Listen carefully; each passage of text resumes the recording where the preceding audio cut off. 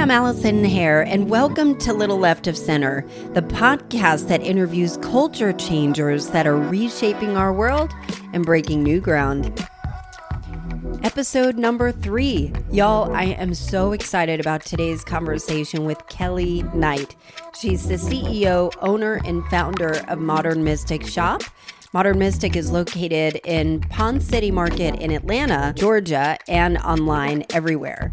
Modern Mystic is a wildly successful metaphysical shop. And yes, I said wildly successful metaphysical shop and experience. And it's designed to integrate your spiritual self with everything else.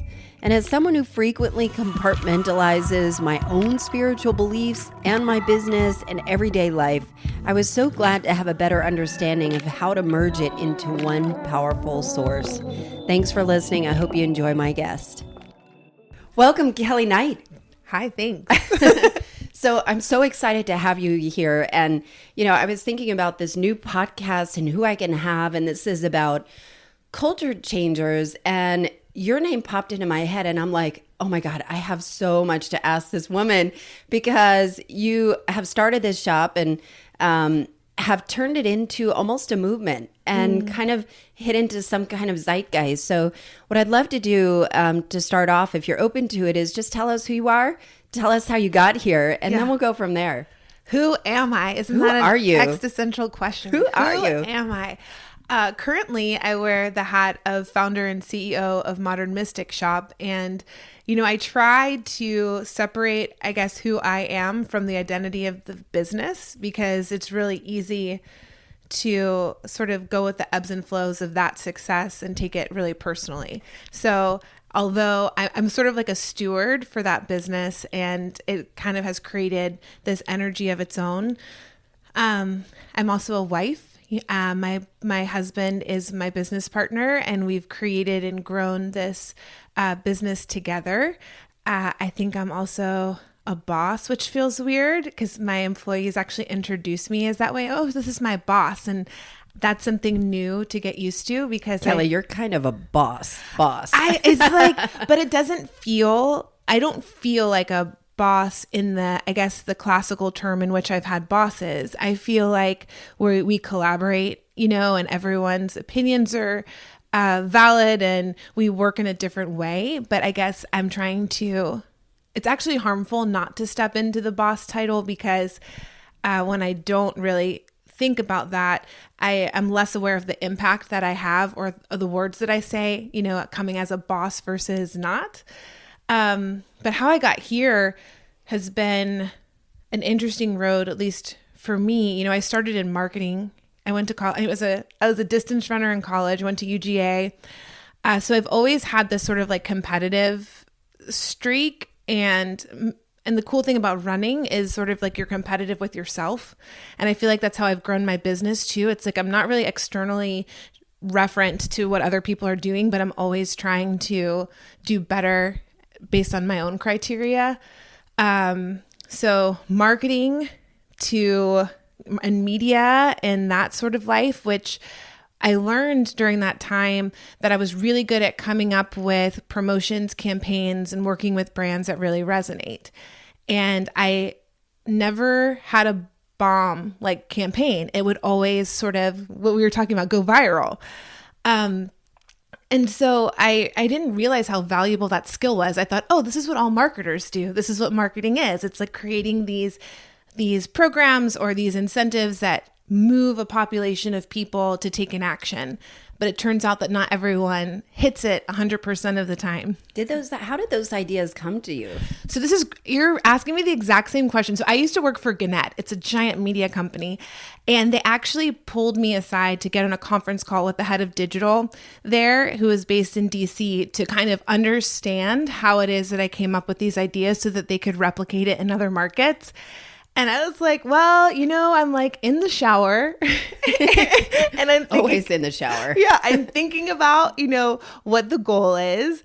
And then these ideas pop in and my brain just works in a way that connects things very quickly, which actually we'll get into tarot too. But I think that's why I'm a good tarot reader is I can see all of the cards and all of the pieces laid out and then it clicks in very quickly how they all work together. And that's how my mind was working with marketing too. It's like, okay, here it's like backwards problem solving. Here's sort of where we want to go. And then I can very quickly see like the different steps and the ways the different people and things kind of move together to create that outcome. But that's, I learned, like, to your point, is how I get these ideas. It's an intuitive thing, and you can't replicate it. And everyone has their own way to express that, a way to create, a way to get ideas. And so it's not something I can easily explain. Do you feel like the ideas that come to you, if it is an intuition, and what I know about intuition is the more you practice it, the more clear it gets. Yeah. And I'm wondering, as you've gone through your spiritual journey, or it is a journey, right? It never ends. Never ends. So I'm wondering if that has become more clear as you've built a brand of modern mystic, but it's really resonated in a way that people are looking at therapy, they're looking at healing, they're looking at opportunity in a way where they can use some of the tools that you market or that you offer to help them open something else. And I'm curious to learn how you got there. How did you start Modern Mystic? How did the idea come to you? So it's really out of necessity. So I sort of believe that the best way that I can be impactful is to fill a space, to fill, like, to scan the horizon and see where there's a need that my gifts and talents align with, and fill that need, as opposed to creating something and making people come to you. It's like, where can I be helpful? Where can I be of use?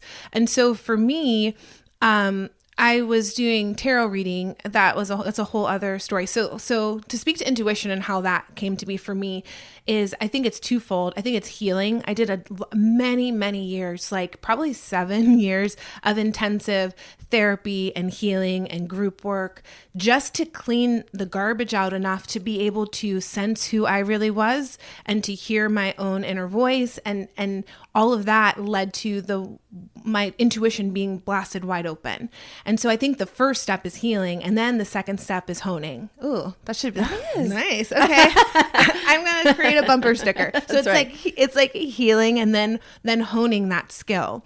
And so as I was reading tarot for people, which happened pretty naturally, as soon as I got into tarot with this specific deck, it just connected. And then I created an Instagram account, and people started following it by the thousands and asking me for readings. So that did roll pretty quickly. But with the shop, I just realized there wasn't a place in my hometown to send these people for their follow-up tools. So I would sit with someone, and it would be clear to me that they need, a little of this and a little of that. And the places to send them around Atlanta didn't resonate with me, didn't feel like me. They'd be coming into my either my home or at a later time into my office that was light and bright and white and clear and clean. And I knew that these people came to me because they resonated with that sort of energy, and there wasn't a place that matched that energy in Atlanta. So then I thought, it might be cool to offer that. And I saw this hole in the market, and to create a place for metaphysics that is more relevant, that feels modern and clean, and it's not the cliche of, the velvet curtains and whatever. Like, that's sort of more of a Piscean old way to approach these things. And so that's how it came. I want to stop right there about the Piscean age, because I had gone to one of your workshops, and you're very, very generous in your brand of educating people on spiritual tools, metaphysical tools, ways to incorporate that. And one of the words that keeps coming back, and I think it could be the word of 2019, is normalizing spirituality in your daily practice. And like you've said several times before, it's not like people who listen to me all need to quit their jobs and become yoga teachers and tarot readers, but how do you normalize it and bring it inside? And you had done a workshop where you had talked about the Aquarian age and the Piscean age. Yes. And I kept hearing about the Aquarian age.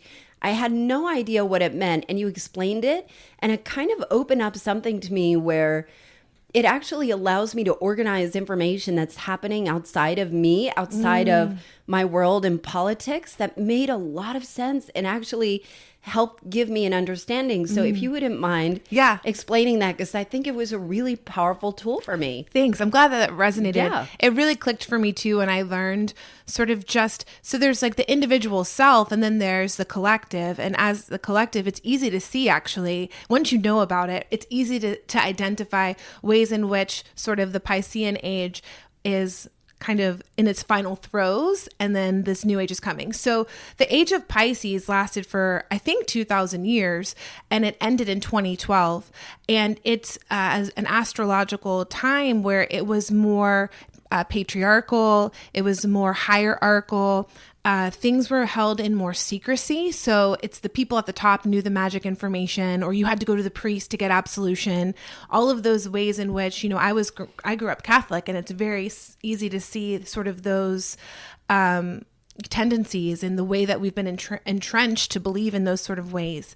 Then you start to transition into the age of Pisces, which I forgot the number of years, but I think it's something around, it'll take 36 years or so because it's not like you turn on the flip the switch and now, we're in the age of Pisces. So we're sort of in that shadow period where we're entering the age of Aquarius. And in this time, it's the opposite. It's more matriarchal. It's more communal. It's about sharing. It's about speed. So sharing information quickly. The information age is perfect to describe sort of just the tone of the Aquarian age. And so we're in this sort of push and pull between the old way and the new way. And then, my teachers tell us, our souls are super lucky. Like, we signed up to be in the transition team, and we signed up to be here to sort of usher out of this old way and into the new way. But that's why people, I think, are so stressed and so confused. And I have a lot of clients that are like, I don't know how to do this next phase. And it's like, oh, cool. Well, none of us do, because this is a very unique time in civilization. And so most of us are trailblazing. Most of us are just figuring it out as we go, and there's not really a blueprint. And then you can see politically, like the Me Too movement, how everything's being exposed. Yes. And that's sort of Aquarian. It's like nothing can be hidden anymore. And it forces you, like, you have to be in integrity. You have to be in alignment, or you're going to get called out. And how wonderful is that, right? Like, at least we know where everyone stands. Like, you don't really stand a chance to be covert and secretive. And then that goes same for all of this information, which is why we have our free classes every Sunday. It's like meant to be shared. It's not meant, you're not meant to necessarily have someone ordain you or say, okay, now you can do this thing. It's like more of a self-baptism. It sounds like more of a level playing field, that everybody's voice really does matter. Yeah. It's not like you're anointed. Yes. And you're not like the chosen one. And that's why I get into, like, a lot of people get into their intuition, or they develop their psychic skills. And there's this dangerous thing about it where people start to feel special. It's like, oh, I can do this thing. And part of my job, like, I'm a psychic medium, so I can talk to dead people. It's no big deal. It's like, that's what's up. Totally no big deal. It's like no big deal. But it's like everyone has their own spidey sense or super sense, right? And so the more we normalize it and we make it not special, the more people are going to use it, and the more we can use it to work together and be together, and not, because even feeling special about a psychic gift, let's say, still puts you sort of higher than someone else. And that's actually not true. For every person I interview, I always have one burning question. Yes. And that's how I know it's somebody I want to interview. Okay. Because I can build a whole interview around this one burning question. And it's something that I've thought about a lot. And for myself, when I do certain things, and I probably should back up and tell you why I almost evangelize who you are and who Modern Mystic is, because of an experience I had with you. And this was probably almost 2 years ago. And I came to you for guidance on career stuff. Mm-hmm. And I came in there with something somewhat, fairly basic, I guess, that people ask about that a lot. And I'd never gone to your tarot reading. I saw something on Facebook. We'd been friends for like 10 years or so, and just kind of knew you. And so I sat with you. And within this 45-minute reading, you had immediately pivoted away from career and unlocked a neuroses and an obsession that I'd been dealing with food, where I was prepping all my food. I was weighing every single thing that went in my mouth. I was working out like a crazy person and very stressed out and just really wound up about this through some childhood issues of it. And with this 45-minute session, you unlocked all of it. And I immediately was able to, just through this reading, was able to unwind and take a different path that I really felt like at that point, I was really approaching the point of crazy, where I didn't understand. I didn't know what I was doing or why I was getting so worked up over something that really didn't matter. And you unlocked that for me. So I thank you for that and honor you for that. And again, I do evangelize you for that, but it kind of unlocked something for me to explore crystals, to explore tarot, to explore the spiritual side of things. And I feel like when I go into your store or maybe do a meditation practice or something, I feel like this feels so good. Like you've said a lot in previous interviews about the yes-no feeling in your body. And I feel very yes about a lot of things with it. But I also feel like, and this is similar to religion too, that I kind of grapple with a lot of things that I want to dive right in and say, I am ready, and just kind of envelop myself in it and immerse myself in it. And I feel like I go to the edge at the top of the cliff and I'm ready to dive in. And then I'm like, I don't know. And then I'll turn around, get in my car and drive down the hill. Yeah. And I imagine that's probably very common with people that are resistant to maybe a totality of philosophy. And so I wanted to understand your experience of incorporating what that looks like and how people are able to normalize something or incorporate that into their world and feel like they are embracing it. And I feel like I have to put on my spiritual hat and take it off to do my business. Yes. That's so normal, where people don't feel integrated and they have to compartmentalize. And so I was totally closeted as a tarot reader because I was doing the marketing work, right? And so I created this Instagram account where you couldn't tell it was me because I was still very, like I was compartmentalizing those things. A couple things to your point about sort of jumping full in. A huge part of this is discernment. A huge part of this is self-regulation. So your inner self could be saying too much, not now. And then we also got to look at ways in which we associate spirituality with religion in the past. And you can make anything dogmatic. You can make whatever your experience was in the past with religion, you can easily transfer that over into this sort of work in a way that's not going to serve you. I'm not saying you, I'm just saying generally. Yeah, I can see that. So if you haven't worked through those... There's a lot of programming. Yeah, so if you haven't worked through that, anything will become a religion or will become sort of, can go that way. And so I think sort of the work is to sort of dismantle that piece of it too. But I will say I do preach a lot about integration, and because for me, that's when I've been able to reach my fullest power and potential, is when I've been able to just be fully me. And that includes like my woo side. That includes that I love business, and I don't believe that business is an unholy thing. I'm a capitalist, you know what I mean? And a spiritual person and even in my workplace, the reason why I'm so passionate about growing our brand is so I can create more jobs where people can show up integrated human beings and be able to make a fair living, doing things that they love and being themselves. So I'm trying to remember the original question because we were kind of steering off. I don't know that it was a question other than just a rambling experience that I'm trying to grapple with, but I think it's more the integration. Yes, and that's so critical, but it takes a long time sometimes. And it takes being validated externally sometimes. But when I sort of started seeing and hearing things beyond my physical senses, I was so afraid that my dad would reject me, and I was afraid to share it with my family.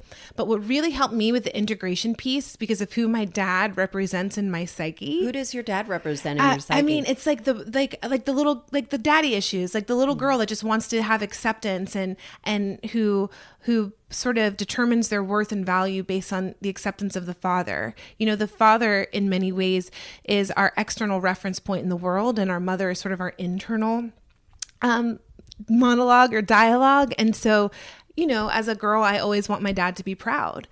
And it happened several times along the way. Like when I quit running track, I was scared to tell him. And when I started seeing dead people. When did that happen? Around 2012. So it's been about... So right as the Aquarian age began. That's when my like big awakening happened. That is so wild. I so think did you have inklings before that? Yeah, I had like, yes. So I was sort of maybe in the phase that you're in now where, you know, I was dabbling, I was learning, I was doing the healing work. Before 2012, I was doing, I'm trying to think how, like about 10, probably 12 years ago, I started doing the healing work really hardcore. And I think that made way so that I could upgrade in a way of my consciousness at that time. But my dad like really accepted me. And the first thing he did was like, is there a book I can read that would help me understand your experience? And I gave it to him.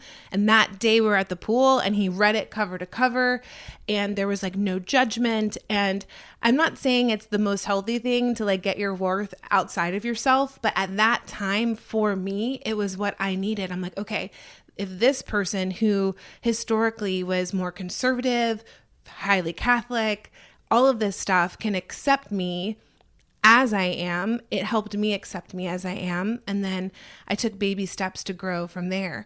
As far as the integration goes. So I highly recommend the best anyone can to bring their sense of whatever it is to all areas of their life. Because like you said, we need, you know, evolved spiritual people in the school system, in the banking system, in the courtroom, in the hospitals. That's how we're going to elevate as a society. So to keep it separate is actually a disservice to yourself and the impact that you're going to have on other people. And it doesn't have to look like evangelizing necessarily to say like, oh, you should try this thing. What I believe is like you hold that integration in your aura, and the more comfortable that you are and embodied you are, when you sit in front of another person, it gives them the space to be embodied and integrated as well, just by holding that within yourself. It sounds like an evolution that happens too. How do you see people stepping into a spiritual journey? And do you find that people... I have so many questions about your experience with the store because I've seen so many exciting and interesting things there. But how do you have to be open to, let me back up for a second. Yeah. When somebody goes in your store, very often people are there. They're not always browsing. They're always in a place of transition where they're saying, you know, I'm thinking about a new career, or I'm trying to get pregnant, or, you know, my friend has breast cancer. What do you have? Right. And your staff and you and your husband are especially trained almost like therapy. Yeah. You know, it is such an affordable way of therapy. Right. And do you have to be transitioning to want it? I think... Or to be open to it. Yeah, I think we're always transitioning. You know what I mean? So, you know, I think that's the human condition. And if you're not growing and changing, you're stagnant. And then that's another problem that we can help with when you feel sort of stuck. So I think... you know, we do find people, the way that we've positioned ourselves and made ourselves available are usually to people that are on the newer end of the spectrum with this stuff. So that's our core audience, or people that are curious and they're seekers, and they might know a little bit, but they want to go deeper. And we do train our staff to be counselors, basically. And, you know, you're right. There was an article, I forgot where I read, to say that millennials in particular are going to psychics and tarot readers in lieu of conventional therapy. And that's what I became for people, I think, too. It's a different, and actually therapists, some of my top referrers for tarot readings at the time were therapists who had worked with me and liked me, and they can't actually tell their clients what to do. So they're like, hey, maybe as a supplement, you should go visit Kelley. And I could say like, dump him or like you're being neurotic or whatever that, you know, a therapist really won't say. So usually we do have people on the beginning end of the spectrum. And then And that's sort of our core audience. But I will say, as we've grown and deepened, like myself personally, because I hold the energy of the business very strongly in my aura, the deeper I get, my husband gets, our staff gets, we're noticing the deeper the questions are and the further along the clientele is, whether they're growing with us. So they were clients of mine, 3 years ago, or whether people at a different level of evolution are sort of coming through the doors now. And so I think that's going to continue to evolve and change as I deepen and grow. I see it reflected in the business and who comes through with our staff, like who's attracted to work there, and then what kind of clientele comes through the doors. It's funny because I remember after you first opened the store, and I guess you were trying to figure out like the hiring thing, and you posted something on Facebook that you're hiring, and one of the prerequisites, what was it? I don't even remember. Is that you show up to work. And I thought it was so funny, but it also kind of speaks to the people that are in there. I know a lot of their faces or their names and their personalities, like they really stick with you. And what I've noticed is that you really do invest in the people that work there. Mm-hmm. How have you seen that change and grow, and what will that look like going forward? Yeah, it's changed so much. So I believe our hiring is strictly based on prayer. I pray, and every single day I pray for our staff and I pray for the new people to come. And I tell my staff that. We've had a staff meeting before where I'm like, you guys are literally the answer to 1,000 prayers, because there's no like monster.com that's going to help me find my people. Right. So at first, it was really hard to find staff that were dedicated. There were a lot of people who were highly empathic and intuitive and thought it would be fun to work at a crystal shop, but they were overly sensitive. They didn't have good boundaries. And so they would get taken down by the energy. And so we need a really unique kind of person who is open and educated, but have done enough work on themselves and are motivated enough to work in a high volume retail store. We're a very high volume store. So when you come in there on the weekends, there might be a line 8 people deep. You're not sipping tea and reading tarot cards. So I will say a few things is I think I've leveled up my level of like CEO-ness, and I feel like we've sort of attracted to the level of my maturity too.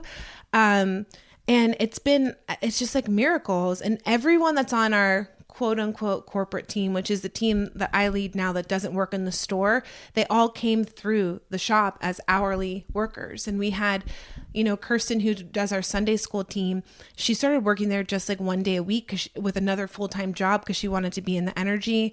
My friend, well, I guess she is my friend, but Lauren, who's like my right-hand woman, she started the same way. She worked for a tech startup, and she's just wanted to work there on Sundays to be part of the team. And so we've attracted now a high level, and we've been able to grow fast enough to promote them into roles that are more suitable for their education and their dedication. So moving forward, I'm not sure what that's going to look like. It's incredible to me how many people we have attracted, even from like my lawyer to accountants, or like we're trying to buy, we're buying a house now, and like our home inspector, we didn't know this, was a customer. Our closing attorney like is a fan of ours. So we're always attracting people that are like in our scene and that are on our team, which is just magic and synchronicity, I think. Do you feel like you're manifesting? Oh, 100%. Those things too. 100%. And so, and my teacher Guru Jagat says is, as a business owner, you've got to take 100% responsibility for your successes and for your failures. And so I can take credit for all of these amazing people that are sticking with us and growing with us.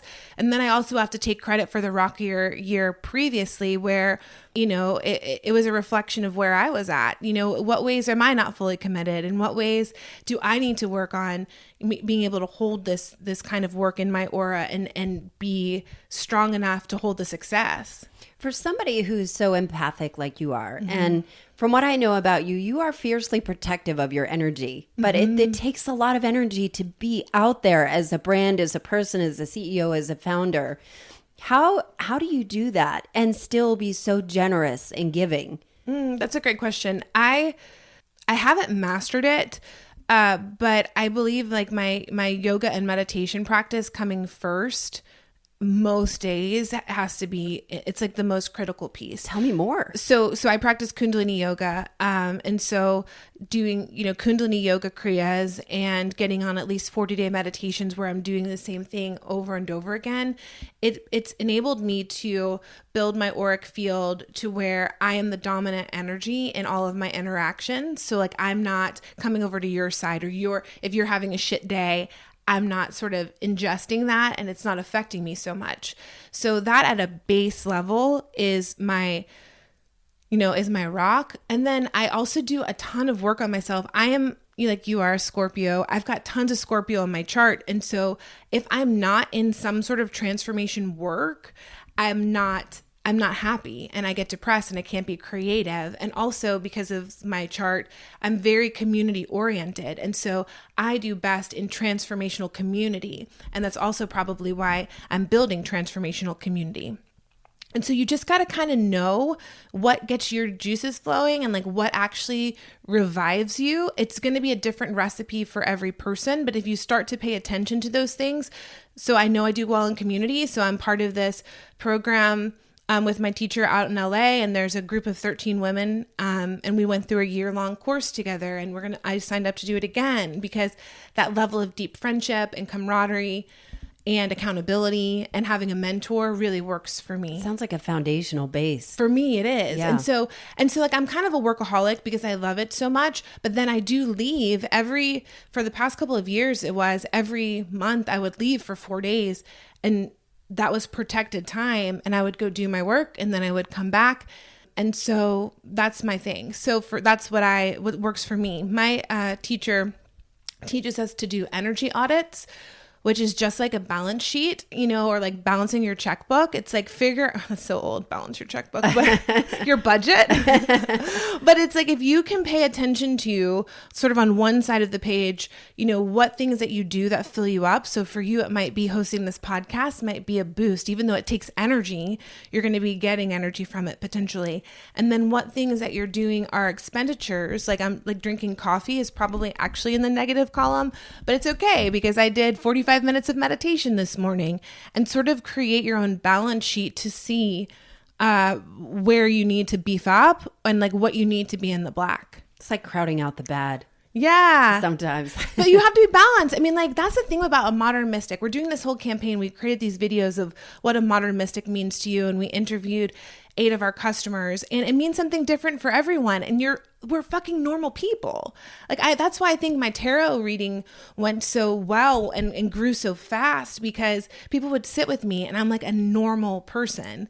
And you're very practical. Yeah. And that's how I live my life. And so it's not all like love and light. Like that pisses me off actually. Like there's like polarity. There's a modern mystic is someone that's a mom or a teacher or this or that, and into this other stuff that fills their tank. What do you think the world needs? Like if you're looking at your customers and the people, what are you tapping into, or what do you sense is the spirit or the mood? Like for me, I feel like almost everyone I know is not happy with where they are. And it's not that they're miserable, but they feel like their purpose is somewhere else, and they're looking and they're seeking and they're searching. And I feel like that is resonant all around me with every single level of people that are saying, I feel like I'm wasting my talents doing something that's not there, and I'm not sure how to get over here. That's what I see. And I wonder, from your perspective of being in this work day in and day out, what does that look like for you? What does your lens look like? So without like analyzing you too much, no, please do. I would say, like, would that be a place where you're finding yourself trying to get aligned with a sense of purpose and impact, and aligning your values with how you move through the world? And the reason why I'm just asking that is it's been my experience that wherever I'm at, it gets reflected back at me through the people that I'm interacting with. True. That's true. And so I would say, like, that's probably part of like part of your mission right now is like, as you get more clear and more integrated, like we talked about, it would be interesting to see the people around you keeping in time. And that's why it's so important for us to do our own work first, because it allows that space for other people around us. And that's how you know when you've really made a change. You know you've really made a change when you can see it in the people around you and you're elevating and amplifying everybody. Now I'm getting therapy. Yeah, I just got chills for that one. Wow. And so for me, I'm super lucky because right now what I'm surrounded by in my personal life and in my work life, as far as our team goes, are a lot of people that are elevating and amplifying and really are in alignment with their purpose and truth and are really making an impact and valuing themselves and having good boundaries, because that's the work that I've done to get to. And so it's being reflected in me. That's really powerful. Yeah, it's awesome. Yeah. And that's really, I really believe that's how you know, like how you're doing in a way. And it's not to say this is going to feel like this all the time. And I'm going to get to this other plateau where I might be feeling stuck or underutilized. And then it might look that way around, like when I'm checking out the scenery. And so, but as far as, just like the day to day, in our store, what people are looking for, I think people are trying to understand. I think people are understanding that they're more powerful than they think they are. I think people are, for the most part, leaving organized religion as their main form of spirituality, and they're trying to figure out for themselves what that means and what it feels like to trust themselves and what it feels like to come to the realization that sort of they're the God of their universe. And so that's the main purpose of what we're up to, is like, in what ways can we support people understanding that they're the power and they're the force in their lives. Mm-hmm. What would you say your mission is? I have so many missions and it's changing. One mission currently is exactly what I was saying previously, and we use the alliteration, but like to make mystic mainstream, to make this sort of the normal thing, to normalize all of it. That's why we're doing this campaign to say, like the doctors and the nurses and the people that are business executives or whatever, like they're all modern mystics. And this isn't this sort of like hidden thing that you need to be ashamed of and put it in the closet. This is something you can hold with you and be integrated in your life. And so right now, that's what I'm working on, because I feel like I'm able to offer that because I went through the long journey to get that sort of alignment for myself. And so now I feel like, you learn and then you teach. And that's what we're sort of teaching. And all of our products, our ritual kits, our classes, these are all little bits and pieces that people can use whatever resonates with them to get closer and feel that power within themselves. How do you scale from here? Because you seem to have gone through a lot of iterations, or at least additional add-ons or limbs, or branches of modern mystic that you've kind of had gone through a gestational period, and then you come out with another generous way of getting out there. How do you scale? Yeah. How do you grow beyond Atlanta, beyond just the web? How does this culminate into a movement? Yeah, worldwide. We're working on that actually, and I have one of my friends, Jen. She's coaching me. She's was in the VC world in Palo Alto, and luckily I got to meet her through this program that I'm in, and we're working on figuring out how to make that impact. I think there's a couple of strategies, and we're working on different plans to see. So I'm of the belief that the business has its own aura and its own personality, sort of like when you have a child, they're an extension of you, but they're not you. And so you've got to guide them and feed them, but also give them the space to grow and transform. And so I'm trying to steer it, but also honor what like modern mystic as an energy wants to develop into. I think part of that, I would like to have more brick and mortar stores. My husband says it best. He says you've got to treat the store like an altar that you're anchoring in the 3D. And he's a magician, and he does a lot of ritual magic and altar work. And that makes sense to me, that like the physical stores anchor the energy in the 3D in a way that the virtual store does not. And so I think in our future, there will be more opportunity to have more modern mystic altars, throughout the country. And then I'm like always so interested in the digital space, and I've got friends that work in virtual reality, and I really do think that's the next wave. So I'm curious to see how we can create a more 3D experience of Modern Mystic remotely. That is cool. That would be cool. Yeah, and I don't know how to do it yet, but that's where my mind is sort of thinking. It's like, okay, how do we we're in the Aquarian age, right? So how do we take the best use of this technology and create interactive experiences? Because you've been in our shop, we encourage people to experience and interact with everything. And so you can't do that so much. And it's online still feels very 2D to me. You can't experience it in the same way. So I'm curious about that. And then I'm curious about creating more lines of products, how I can take my knowledge and experience and stories into products that are not just curated, but are created by Modern Mystic, and maybe get those products into other retailers so that, because Brandon and I are working on a product with HarperCollins that will get potentially worldwide distribution. Is HarperCollins a publisher? Yeah, so we're writing it's like a book and some more tangible elements that are going to be out in the world in fall 2020. So sort of that was a validation to us that there's a way where we don't have to necessarily physically open a store in every city, but we can take our knowledge and our magic and sort of box it up and send it out to have a further reaching impact. So I'm looking at sort of like those three limbs and to see how we can continue to educate and consult and make things readily available for people, how we can create more jobs for people that feel good and that help them grow. I didn't realize that was a byproduct of this whole thing, how much I love being a job creator. It's really meaningful to me to have a space where people can love to come to work and grow and challenge themselves, where they're in alignment with their interests and their values. It's so cool. I imagine that's got to be very fulfilling because that's their livelihood. Yeah, that's probably the most fulfilling part that I did not expect. Wow. Like I thought it would be like really customer focused and like that impact would be the most incredible for me.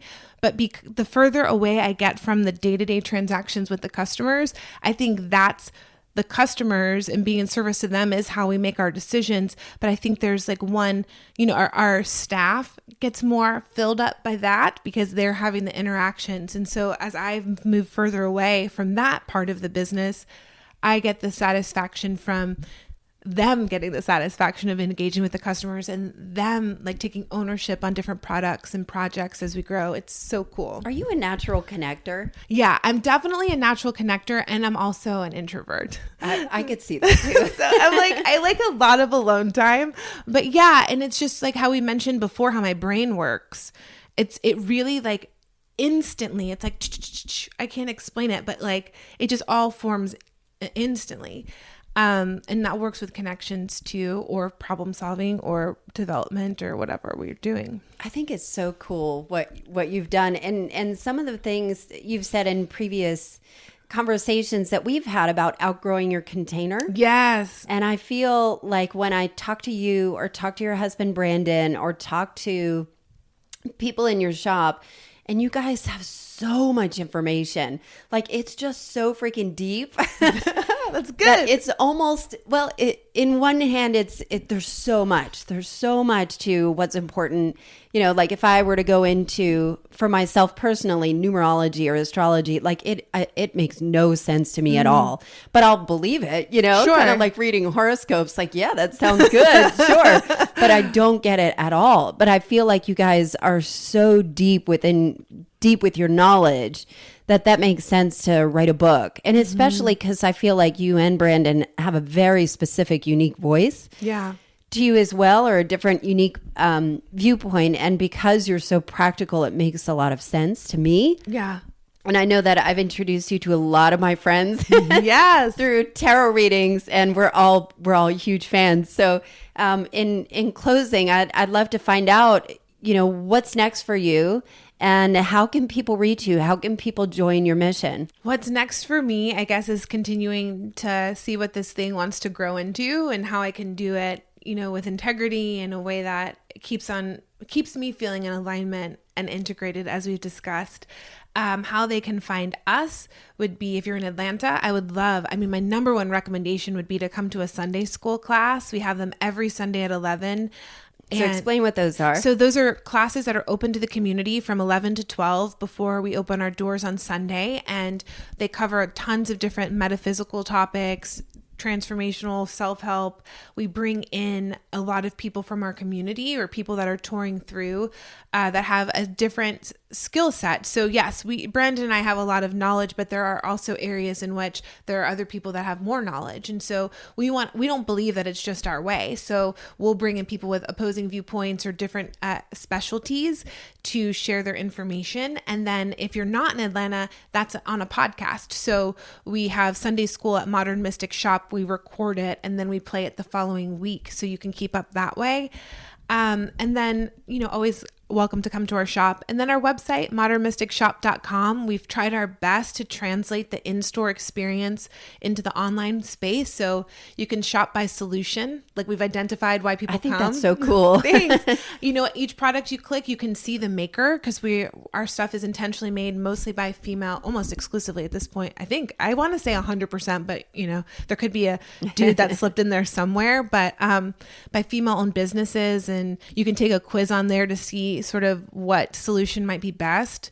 And then Instagram. I run our Instagram page. I'm really proud about that because I get to share knowledge. So it's not really salesy. It's really more educating about the different crystals and the different products and such. So we're modernmystic_shop. So we're in the 3D and the virtual space. What has the feedback been on Instagram and through the Modern Mystic classes? The Sunday school is just filling up those rooms every week. That's been pretty incredible. I didn't know when we started if anyone would show up, and it's grown because we've got the steady group of people that treat it like their church, and they'll come every Sunday and they'll sit in the same seat like they would their pew at their church, I've done that before. Yeah, it's so cool. And then, the other people that come just based on the topic that interests them. On social media, I get great feedback and I see our reviews sometimes, and I don't know if people realize that it's me, but someone said, follow them this is a great store, but also follow them on Instagram because they share so much knowledge. And that's just what we're up to is how can we share? The more we share, the more people learn. And, selfishly too, it translates to dollars too, because, you come into a free Sunday school class and then the store's full and people purchase things. It wasn't the original intention, but it's a win-win. It's worked for us. Yeah, that makes a lot of sense too. And if you looked around my house and saw all the crystals and stuff, my husband, he put a temporary ban. He's no more crystals. No more crystals. That makes, there comes a point where maybe you can equalize. Well, we are in my husband's office right now, and there is he a has crystal, an amethyst that is his, that he chose. And he chose that salt lamp. Yeah, that salt lamp as well. So good I don't know. him. It's all coming together. It does all come together. Yes, it's a lovely space. Kelley, thank you so much for being here. It has been such a joy to talk to you and learn more and all of that. So thank you. You're so welcome. This has been so fun. Thanks. Thank you. Wow. Wasn't that an interesting conversation with Kelley Knight? It makes you want to sign up for a tarot reading pronto. But if you want to experience it for yourself, you can visit Modern Mystic Shop in Pond City Market in Atlanta or online. Kelley is one of my favorite people to talk to, and I hope you found it as interesting as I did. And if you feel like you got value from today's chat, please subscribe, rate, review, and tell a friend. But most of all, thanks for listening.